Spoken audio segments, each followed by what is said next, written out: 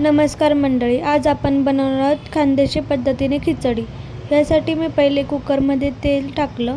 तेल थोडंसं तापलं की त्यात टाकले जिरे मोहरी, मग लसूण अद्रक पेस्ट, थोडासा कढीपत्ता आणि थोडंसं फ्राय करून घेतले।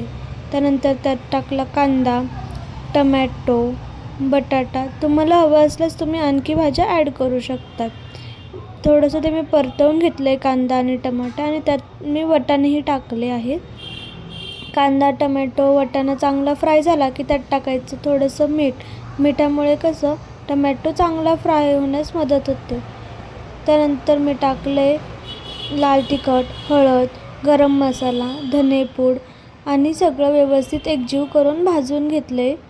चांगलं परतलं की मी त्यात ॲड केले तांदूळ आणि डाळ धुवून, आणि ते चांगलं एकजीव करून घ्यायचे मसाल्यात, आणि मग ॲड करायचे पाणी ॲड केलं की चांगलं कुकरच्या शिट्ट्या करून घ्यायचे 3-4, आणि तशा पद्धतीने तयार आपली खानदेशी खिचडी। व्हिडिओ आवडल्यास लाईक आणि सबस्क्राईब करायला विसरू नका।